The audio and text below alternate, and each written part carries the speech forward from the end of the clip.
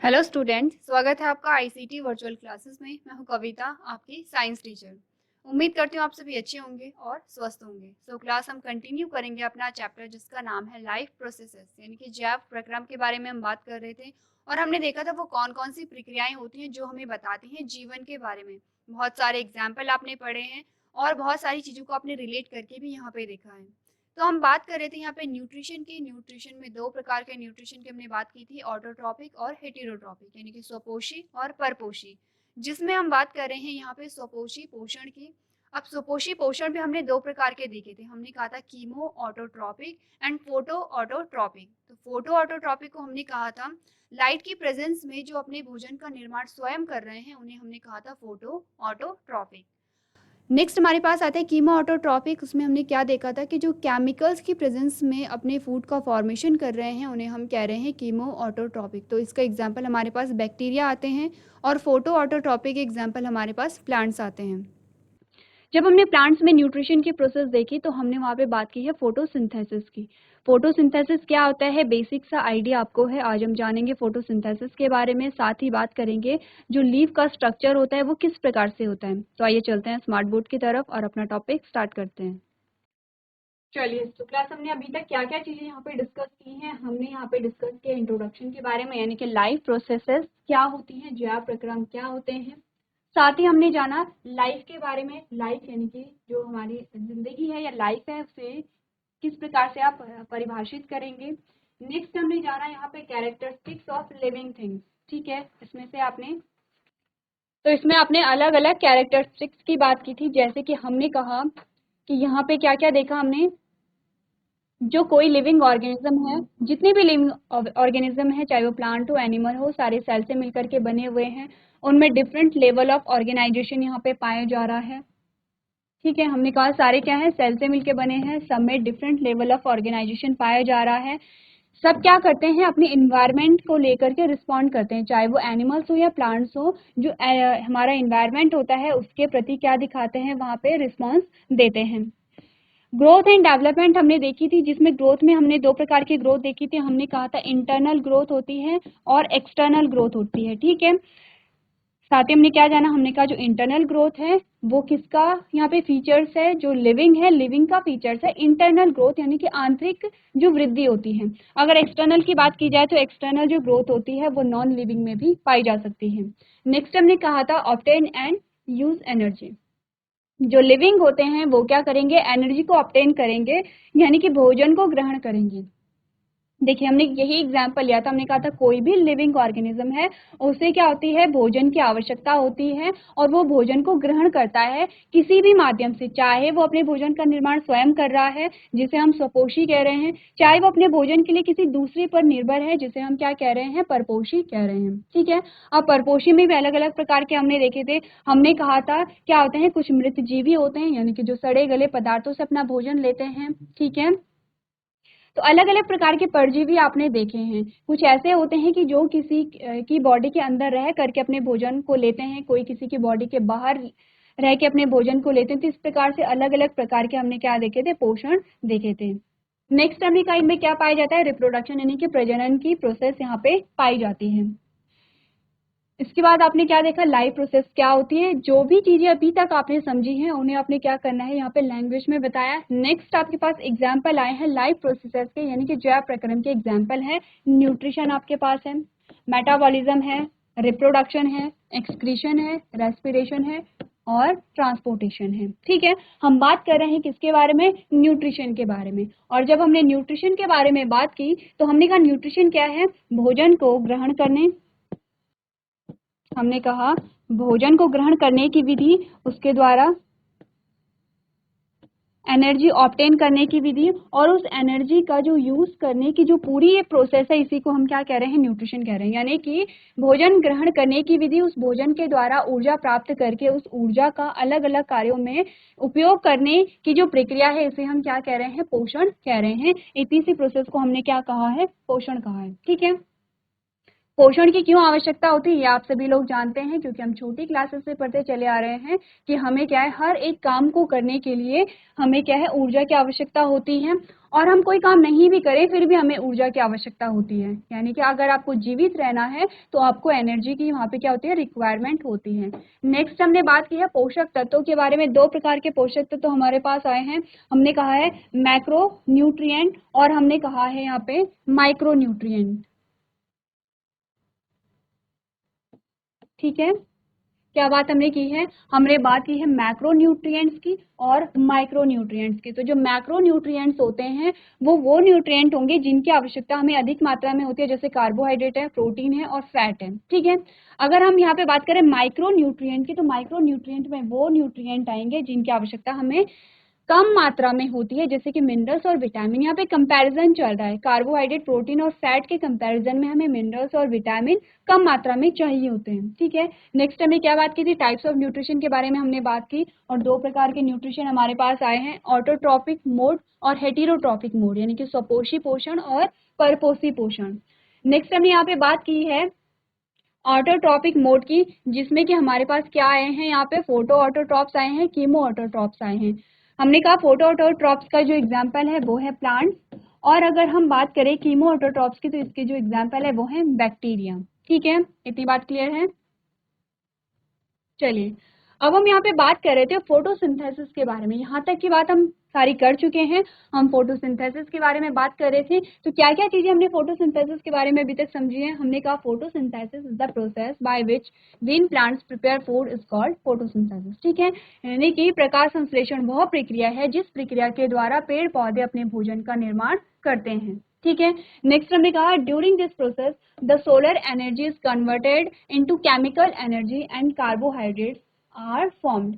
कह रहे कि यहाँ पे जो सोलर एनर्जी होती है, जो सूर्य का प्रकाश होता है, वो केमिकल एनर्जी में कन्वर्ट होगा, पहली बात। और क्या होगा, यहाँ पे कार्बोहाइड्रेट का निर्माण होगा। कौन से कार्बोहाइड्रेट का निर्माण हो रहा है, हमने कहा ग्लूकोज का।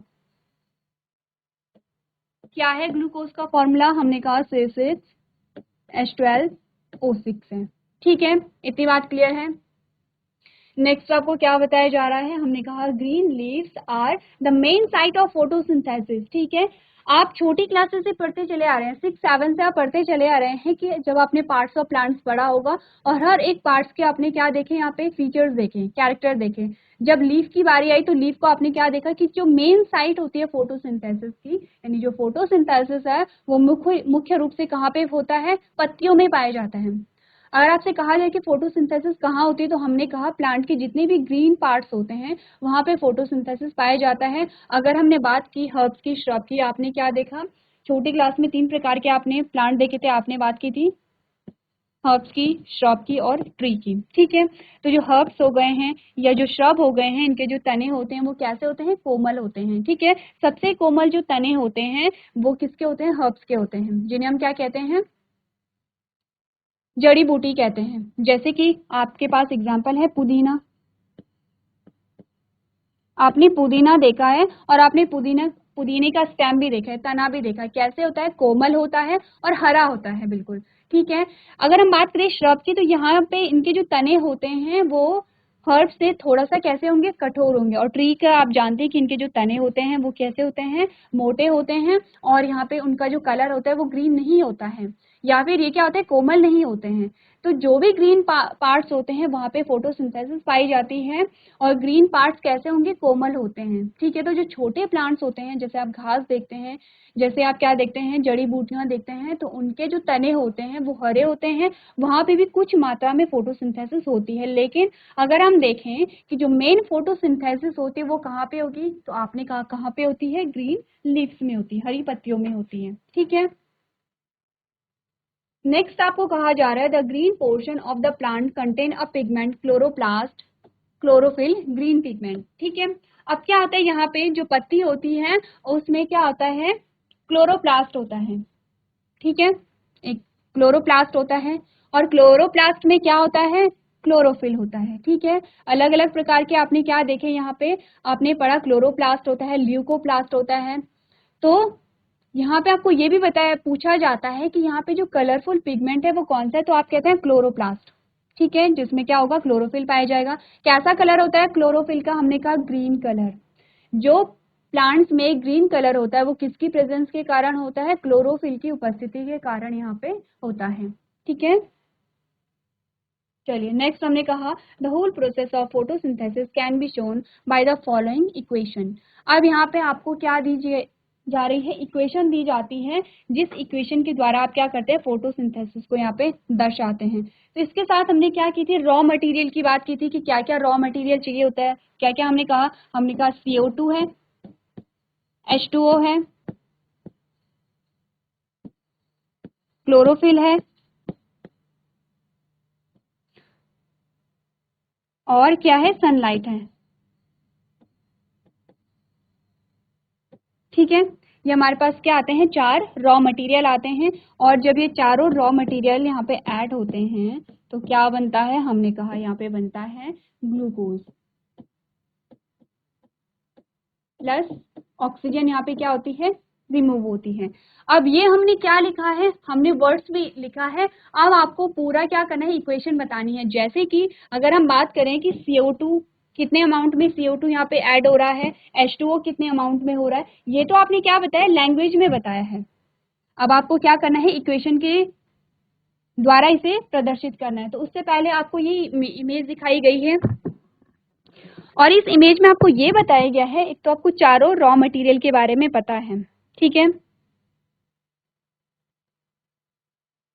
चारों रॉ मटेरियल के बारे में आपको पता है। अब आपको ये देखना है कि जो ये चारों रॉ मटेरियल हैं वो प्लांट्स में इकट्ठा कैसे होते हैं। जैसे कि हमने कहा सूर्य का प्रकाश है, हमने कहा CO2 है, हमने कहा H2O है। तो ये सारी चीजें प्लांट्स में कैसे इकट्ठा होती हैं, ये क्या करना है, आपको देखना है।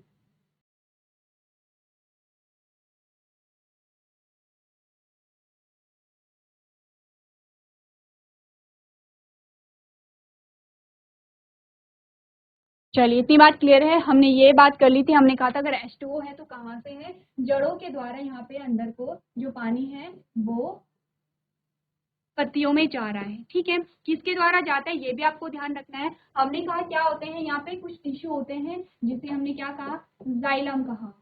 क्या करता है, पानी का कंडक्शन यहाँ पे कराता है। ठीक है, पानी यहाँ पे ऐड हो गया है। CO2 की अगर हम बात करें, हमने कहा पत्ती में क्या होते हैं, छोटे छोटे इस प्रकार से क्या होते हैं, रंध्र होते हैं। इस प्रकार से रंध्र होते हैं और इन्हीं रंध्रों के माध्यम से जो CO2 है वो प्लांट में जाता है। चलिए अब अगर हम इक्वेशन पे आते हैं तो हमने कहा इक्वेशन हमारे पास क्या आती है, यहाँ पे क्या है, क्लोरोफिल है। ठीक है, और क्या है, यहाँ पे सनलाइट है।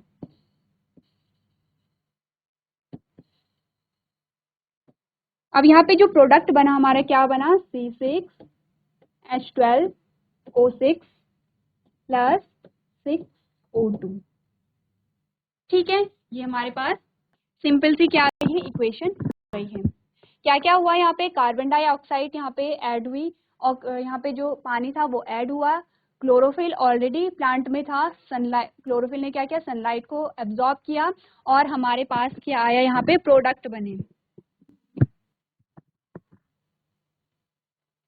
ठीक है, तो इस साइड वाले हमारे पास क्या आते हैं, यहाँ पे रिएक्टेंट से, ये हमारे पास प्रोडक्ट हो गया, उत्पाद आ गया। ठीक है, प्रोडक्ट में क्या क्या बने, 2 प्रोडक्ट हमारे पास आए हैं, एक हमने ग्लूकोज कहा और एक हमने क्या कहा, यहाँ पे ऑक्सीजन कहा। ये हमारे पास क्या है,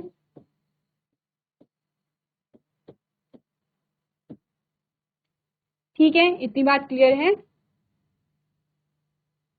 क्या क्या चीजें अभी तक हमने यहाँ पे पढ़ी हैं, देखिए हमने कहा है प्रकाश संश्लेषण यानी फोटोसिंथेसिस वह प्रक्रिया जिसके द्वारा हरे पौधे भोजन तैयार करते हैं, प्रकाश संश्लेषण कहलाती है। ठीक है, इस प्रक्रिया के दौरान सौर ऊर्जा रासायनिक ऊर्जा में परिवर्तित हो जाती है और कार्बोहाइड्रेट यहाँ पे बनते हैं।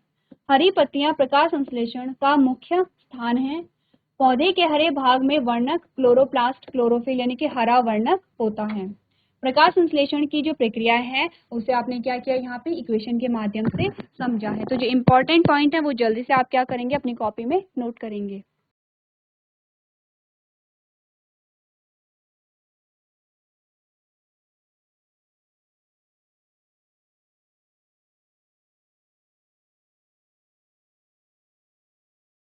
चलिए अब आपको रॉ मटेरियल के बारे में यहाँ पे बताया जा रहा है। तो रॉ मटेरियल के बारे में आप ऑलरेडी जानते हैं क्या क्या रॉ मटेरियल हमारे पास आया है। सनलाइट आया है, यानी कि सूर्य का प्रकाश या सूर्य की रोशनी।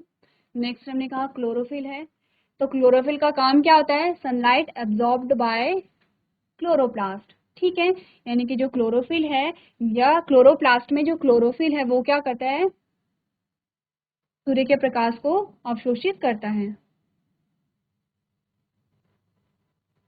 नेक्स्ट हमने कहा CO2, ठीक है। अब CO2 कैसे एंटर हो रही, तो आपको बताया जा रहा है CO2 enter through stomata and oxygen is released as a by product through stomata on the leaf, ठीक है। यानी कि जो CO2 के बारे में आपको बताया गया है, रंध्रों के माध्यम से प्रवेश करती है। जो पत्ती में छोटे छोटे स्टोमेटा होते हैं उनके द्वारा क्या होता है, जो CO2 है वो पत्ती में एंटर करेगी और ऑक्सीजन क्या होता है, रंध्रों के माध्यम से बाहर निकल जाती है। देखिए हमने बहुत बार जो स्टोमेटा है उनका स्ट्रक्चर देखा है। इस प्रकार से क्या होते हैं, स्टोमेटा में 2 गार्ड सेल होते हैं, ठीक है। ये बीच में आपका स्टोमेटा आ गया है और ये दोनों हमारे पास क्या आ गई हैं, गार्ड सेल आ गई हैं, ठीक है। गार्ड सेल का काम क्या होता है, स्टोमेटा के क्लोजिंग और ओपनिंग कराना। तो ये स्टोमेटा कैसा है, क्लोज है। ये जो स्टोमेटा है किस प्रकार का है, क्लोज है। कोई भी चीज अंदर से बाहर, बाहर से अंदर नहीं आ पाएगी। अब क्या होगा, ये जो स्टोमेटा है ये ओपन हो गया इस प्रकार से। जब यहाँ पे स्टोमेटा क्लोज होगा तो यहाँ पे गार्ड सेल में कुछ क्या आते हैं, चेंजेस आते हैं इस प्रकार से, ठीक है। अब क्या होगा, ये पत्ती की बात आपको बताई जा रही है, ये क्या है, लीफ है। इस प्रकार से ये पत्ती की सरफेस पे स्टोमेटा पाए जा रहे हैं। अब यहाँ पे क्या होगा, ऑक्सीजन निकली, हमने कहा यहाँ पे क्या बना, ग्लूकोज प्लस ऑक्सीजन बना है। तो ये जो ऑक्सीजन है ये बाहर चली गई है। अब यहाँ पे अगर फोटोसिंथेसिस की प्रोसेस हो रही है तो हमारे इन्वायरमेंट में बाहर क्या था, CO2 था और CO2 अंदर यहाँ पे आ गई है, ठीक है। ये जो प्रोसेस होती है सेम प्रोसेस कब होगी, जब आप ट्रांसपिरेशन को पढ़ते हो, वाष्पोत्सर्जन को पढ़ते हो। क्या होता है वाष्पोत्सर्जन में, ये चीजें आपने कहाँ पे पढ़ी है, जब आप कह रहे हो कि गैसेस एक्सचेंज यहाँ पे हो रहे हैं। तो वाष्पोत्सर्जन में क्या होता है, सेम हम यहाँ पे क्या बना लेंगे, स्टोमेटा बना लेंगे इस प्रकार से। ये हमारे पास स्टोमेटा आ गया, ठीक है। अब यहाँ पे क्या होता है कि अगर पानी प्लांट के अंदर क्या होता है, एक्स्ट्रा अमाउंट में आ गया, हमने कहा कि यहाँ पे क्या होगा, फोटोसिंथेसिस की जब प्रोसेस हो रही होगी तो प्लांट क्या करेगा, जड़ों के माध्यम से पानी को अवशोषित करेगा, ठीक है। लेकिन जितना पानी एब्जॉर्ब करता है उतने पानी का यूज नहीं हो पाता है। तो प्लांट क्या करता है, जो एक्स्ट्रा वाटर होता है, जो अतिरिक्त जल होता है, उसे क्या हुआ, प्लांट बॉडी से बाहर निकाल देगा। तो यहाँ पे क्या था, जो पानी था वो लिक्विड की अवस्था में था, तरल अवस्था में था। तो यहाँ पे स्टोमेटा ओपन है, ठीक है। ये फिर से क्या है, लीफ है, ये फिर से लीफ है। तो यहाँ पे क्या है, स्टोमेटा ओपन है। अब ये पानी क्या होगा, पहले गैस की फॉर्म में कन्वर्ट होगा। ये जो पानी आपको दिखाया जा रहा है ये लिक्विड से गैस की फॉर्म में कन्वर्ट हुआ, ठीक है। और गैस की फॉर्म में कन्वर्ट हो तो इसी स्टोमेटा से बाहर आ गया है, लेकिन किसकी फॉर्म में आया है, गैस की फॉर्म में आया है। तो हमने क्या कहा, जब ट्रांसपिरेशन होता है तो हमने क्या कहा कि पौधे के पत्ती से पानी क्या होता है, भाप के रूप में जब बाहर आ जाता है तो इसी प्रक्रिया को हम क्या कहते हैं, ट्रांसपिरेशन कहते हैं, यानी कि वाष्पोत्सर्जन की प्रक्रिया कहते हैं। तो क्या हुआ, स्टोमेटा ओपन एंड क्लोज होते हैं और जब ओपन एंड क्लोज होते हैं तो तभी यहाँ पे चीजों का आदान प्रदान होता है, चाहे गैसीय एक्सचेंज आप कहिए, चाहे आप यहाँ पे ट्रांसपिरेशन कहिए, ठीक है। इतनी बात क्लियर है। तो यही चीज आपको समझाई जा रही है। जब स्टोमेटा ओपन होते हैं तो जो CO2 है वो क्या होगी, अंदर जाएगी और ऑक्सीजन क्या होगी, यहाँ से बाहर आ जाएगी। इसी के साथ यहाँ पे क्या होता है, ट्रांसपिरेशन की प्रोसेस भी हो सकती है कि जो पानी है, अतिरिक्त मात्रा में जो पानी था वो क्या होगा, पहले सबसे पहले आपको ध्यान रखना है, जो पानी था वो लिक्विड से गैसीय फॉर्म में क्या होगा, कन्वर्ट होगा। और उसके बाद क्या होगा, जो पानी है वो क्या होगा, गैसीय फॉर्म में बाहर निकल जाता है। चलिए नेक्स्ट आपको वाटर के बारे में बताया गया है। Water dissolve minerals like nitrogen, phosphorus etcetera are taken up by the roots from the soil, ठीक है। जो पानी और पानी में क्या है, घुले हुए खनिज जैसे नाइट्रोजन, फॉस्फोरस आदि जड़ों के द्वारा मिट्टी से लिए जाते हैं। तो ये आपने क्या देखा, फोटोसिंथेसिस किसे कहते हैं, फोटोसिंथेसिस के प्रोसेस में क्या हो रहा है, उसके लिए जो रॉ मटेरियल है वो क्या है, साथ ही आपने इक्वेशन यहाँ पे जानी है। अब आपको बताए जा रहे हैं मेन इवेंट्स ऑफ फोटोसिंथेसिस, यानी फोटोसिंथेसिस में कौन कौन सी इवेंट्स होते हैं। उससे पहले हम क्या करेंगे यहाँ पे, इससे पहले हम क्या करेंगे, यहाँ पे एक पत्ती का यहाँ पे डायग्राम देख लेंगे, क्योंकि हमने किसकी बात की है, स्टोमेटा की बात की है। स्टोमेटा के साथ साथ हम जानेंगे जो लीफ होती है उसमें कौन कौन से पार्ट होते हैं, ठीक है। ये हमारे पास एक लीफ आ गई है। अब इसी लीफ का हम जब डायग्राम देखेंगे, अब लीफ के क्या होते हैं, अपर सरफेस होता है, लोअर सरफेस होता है, ठीक है। क्या होता है, अपर सरफेस है और लोअर सरफेस है।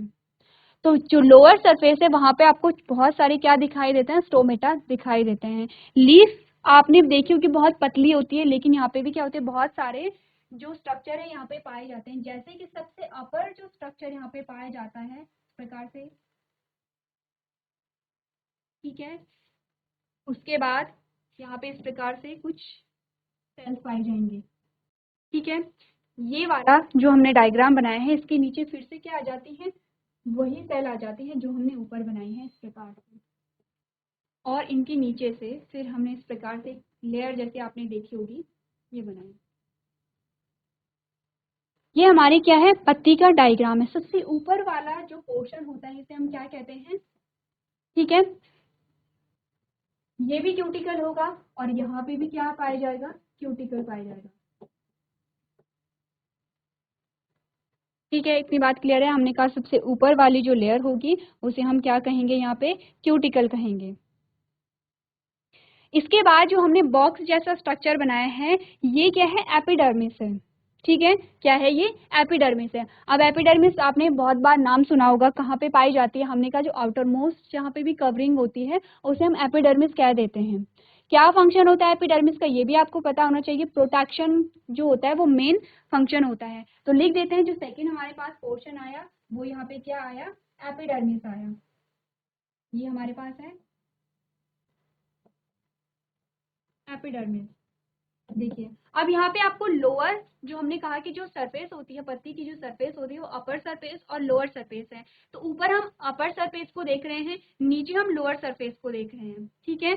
तो ये जो एपिडर्मिस है हम इसे लिख सकते हैं अपर एपिडर्मिस, क्योंकि अपर सरफेस पे है तो क्या लिखेंगे इसे, हमने कहा अपर एपिडर्मिस, ठीक है। अपर सरफेस पे है। अब यहाँ पे लोअर सरफेस में भी सेम पाया जाता है, हम इसे क्या लिखेंगे, लोअर एपिडर्मिस, ठीक है। इतनी बात क्लियर है। अब हमारे पास दो प्रकार की सेल्स आती हैं, एक आपको इलोंगेटेड स्ट्रक्चर में यहाँ पे दिखाई गई है और एक राउंड स्ट्रक्चर में यहाँ पे आपको दिखाई गई हैं, जिन्हें हम कंबाइंडली क्या कहते हैं, मीजोफिल सेल कहते हैं, ठीक है। कंबाइंडली क्या कहेंगे, मीजोफिल सेल कह देंगे। इतनी बात क्लियर है। अभी तक हमने क्या बात की है, सिर्फ ये देखा है कि सबसे बाहरी जो लेयर होती है उसे हम क्या कहते हैं, एपिडर्मिस कहते हैं, ठीक है। और जो एपिडर्मिस होती है उसके बाहर भी कुछ क्या होता है, वैक्स जैसा कुछ सब्सटेंस होता है। जो क्यूटिकल होगी वो कैसा होगा, वैक्सी सब्सटेंस होता है, ठीक है। कहाँ पे होती है, अपर्डर्मिस के ऊपर होती है। तो पहले क्यूटिकल आ गया है, नेक्स्ट अपर्डर्मिस आ गया है, अपर एपिडर्मिस आ गया है। फिर हमने कहा कि यहाँ पे दो प्रकार की सेल्स होती है, दोनों को हम कंबाइंडली क्या कहेंगे, मेसोफिल सेल कहेंगे। उसके बाद हमने कहा कि फिर लोअर एपिडर्मिस आएगा, लोअर एपिडर्मिस के बाद फिर क्या आएगा, यहाँ पे उसके नीचे जो क्यूटिकल की लेयर यहाँ पे होती है, ठीक है। इतनी बात क्लियर है।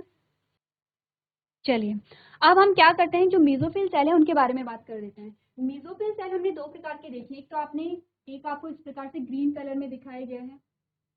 तो ये जो ग्रीन कलर की सेल्स आपको दिखाई दे रही हैं, तो आपको ये पता है कि हम पत्ती का स्ट्रक्चर पढ़ रहे हैं, तो कहीं ना कहीं क्या होगा, क्लोरोफिल होगा। क्लोरोफिल कहाँ होता है, इन सेल्स में प्रेजेंट होता है, ठीक है। ये जो आपको क्लोरोफिल के नीचे जो गोल गोल स्ट्रक्चर आपको दिखाई दे रहे हैं इसे हम कहते हैं स्पॉन्जी पैरेनकाइमा।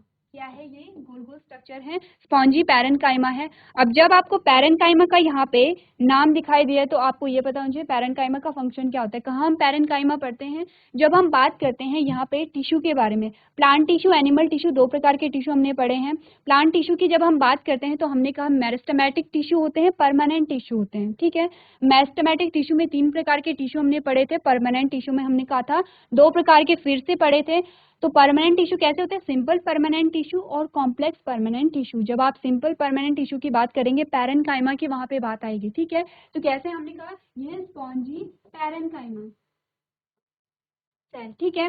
और पैरेनकाइमा का जो मेन फंक्शन हमने देखा था, हमने कहा था स्टोरेज का काम होता है, ठीक है। यही पैरेनकाइमा जब क्या होता है, यहाँ पे हमने कहा था अगर पैरेनकाइमा की सेल्स के बीच में जो इंटरसेलुलर स्पेस है अगर वो बढ़ जाए तो उसे क्या कहेंगे, हमने कहा उसे कहेंगे एरेनकाइमा। कहाँ पे पाया जाता है, जो एक्वेटिक प्लांट्स होते हैं, जलीय पौधे होते हैं। देखिए क्या बात हमने की, हमने कहा इस प्रकार से सेल्स हैं, ये क्या है, किसके सेल्स थे, पैरेनकाइमा के सेल्स थे। क्या कर रहे थे, हमने कहा स्टोरेज कर रहे हैं, ठीक है। सब क्या कर रहे हैं, स्टोरेज कर रहे हैं। अब इन्हीं सेल्स में क्या हुआ, इंटरसेलुलर स्पेस इतना बढ़ गया है, ये इतना इनमें इंटरसेलुलर स्पेस बढ़ गया है, कहाँ पे पाई जा रही है?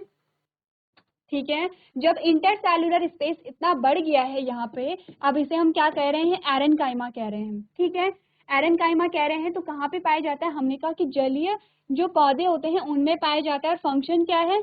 फ्लोट करने में मदद करते हैं, तैरने में मदद करते हैं। ठीक है, अब यही पैरेनकाइमा जो स्टोरेज कर रहे थे, अब इन्होंने किसका स्टोरेज कर लिया यहाँ पे? क्लोरोफिल का।